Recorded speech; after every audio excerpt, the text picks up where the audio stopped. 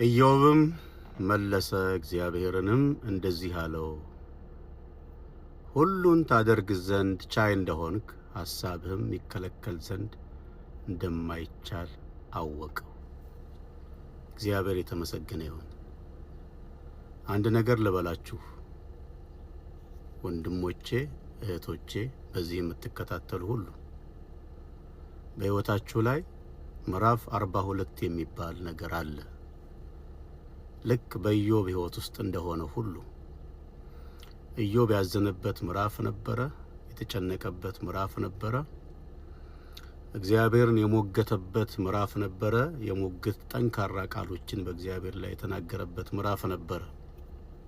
ልክ እንደዚህ ሁሉ አሁን ያላችሁበት ምዕራፍ አላቅም፣ ተመሳሳይ የኢዮብ አይነት ላይሆን ይችላል፣ ግን በልዩ ልዩ መንገድ ጥያቄ፣ እንቆቅልሽ፣ ጸሎት፣ ልመና፣ ሙግት ያለባችሁ ሰዎች፣ እዚህ ምዕራፍ ላይ ያላችሁ ሰዎች ልክ እንደ ኢዮብ ሁሉ ኢዮብም ለእግዚአብሔር መለሰ ካለ በኋላ ሁሉን ታደርግ ዘንድ ቻይ እንደሆንክ ሐሳብህም ይከለከል ዘንድ እንደማይቻል አወቅሁ። ከዛ ዝቅ ብሎ ደግሞ እንደዚህ ይላል፣ መስማትንስ በጆሮዬ ሰምቼ ነበር፣ አሁን ግን ዓይኔ አየችህ። ልክ እንደዚህ የምትሉበት ምዕራፍ አለ። እሱም ምዕራፍ 42 ይባላል። ያ ምዕራፍ 42 ዛሬ ሊሆን ይችላል። ያንተ ምዕራፍ 42 ዛሬ አሁን ሊሆን ይችላል። ያንቺ ምዕራፍ 42 አሁን ሊሆን ይችላል። የኔት ግን እንደዚህ አይነት የህይወት ምዕራፍ አለ። ከዚህ ቀደም ኢዮብ ለእግዚአብሔር መለሰ ይልና ምራቄን እስክውጥ ድረስ የማትተወኝ እስከ መቼ ነው አለ ይላል። ሌላ ቦታ ኢዮብ እንዲህ ሲል መለሰ ይልና ምን አለ በእኔና ባንተ መካከል ዳኛ በኖረ ብሎ መልሶ ያውቃል። ምዕራፍ 42 ላይ ግን ታሪክ ተቀየረ።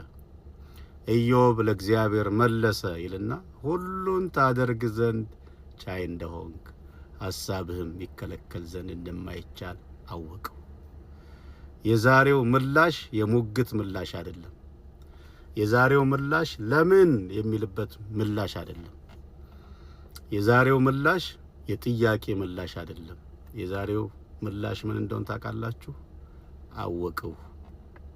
ያ ሁሉ ወጀብ፣ ያ ሁሉ ማዕበል፣ ያ ሁሉ መከራ፣ ያ ሁሉ እንባ፣ ያ ሁሉ ለቅሶ በሕይወቴ ውስጥ አለፈ። ለካ መቋጫ ነበረው። ለካ ምዕራፍ 42 የሚባል ነበር። ሁሉን እንደምታደርግ አወቅሁ። ከዛ የሆነውን ታውቃላችሁ። እግዚአብሔር ለኢዮብ በእጥፍ እንደባረከው፣ እንደገና ባርኮትን፣ እንደገና ደስታን፣ እንደገና ሙሉነትን በብዙ እጥፍ ወደ ሕይወቱ እንዳመጣ መጽሐፍ ይናገራል። ልንገራችሁ ወንድሞቼ፣ እህቶቼ፣ ለእናንተም እንዲሁ ምዕራፍ 42 የሚባል አለ።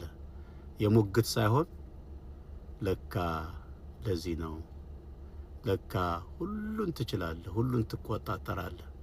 ለካ በአንተ ፊት የተሰወረ ምንም ነገር የለም። ያለፍኩትን ሁሉ ያለፍኩት ብቻዬን አይደለም፣ አንተ ከኔ ጋር ነበርክ።